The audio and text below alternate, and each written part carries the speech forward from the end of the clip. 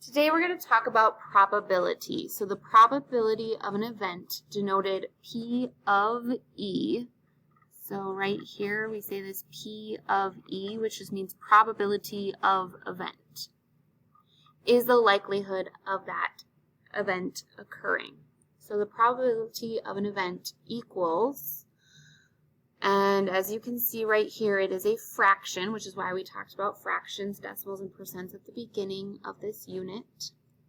So it's the number of ways it can happen over the number of possible outcomes.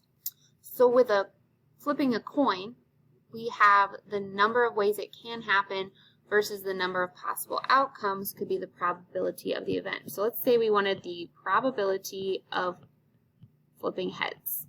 So we would write it P of heads, because probability of flipping heads. And the number of ways that that can happen is 1. We only have one heads, the other is tails. We have heads on a coin, so there's only one heads, one tails.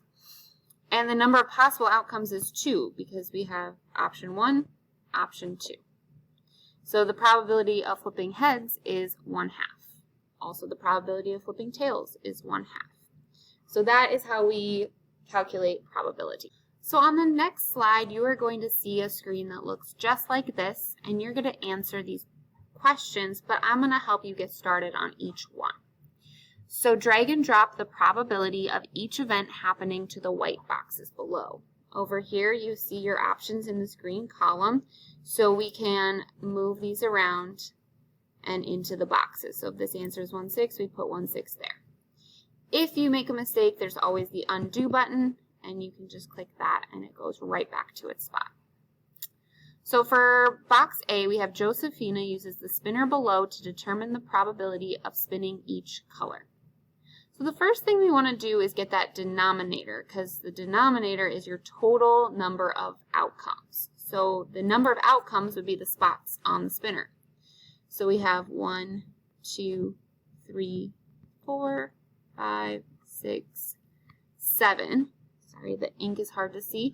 But we have 7 total spots, which means our denominator on our fraction is going to be 7, because we have 7 possible outcomes. So then we are going to answer this first one, which is the probability of purple.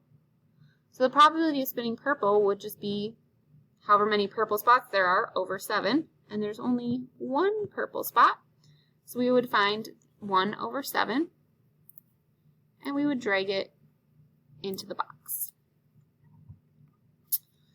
The next question says the probability of red or yellow, which means we would be okay with spinning a red, and we would be okay with spinning a yellow, which means we'd have to count up how many red boxes there are.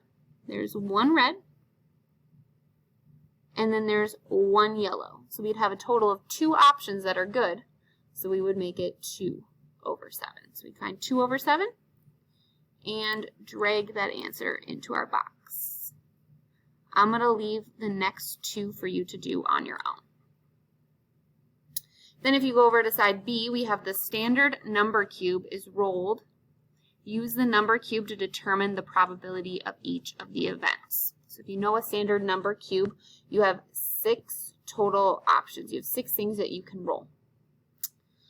So we have the probability of rolling a 3. That's what that means. Probability of rolling a 3. We only have 1 3 as an option, so our fraction would be 1/6. Because we have one good outcome that we want over 6 total outcomes. Next example, we have probability of not a 4 or a 5. So when it's not a 4 or a 5, that means we want all the other options. So not 4, not 5. The rest of the options, if we count those up, we have 1, 2, 3, 4 good options. So our answer would be 4/6. But if you look over here, we don't see 4/6 because we have to reduce. 4/6 can be reduced. So we just need to divide the 4 by 2 and the 6 by 2. 4 divided by 2 is 2, and 6 divided by 2 is 3. So we're looking for 2/6. 3.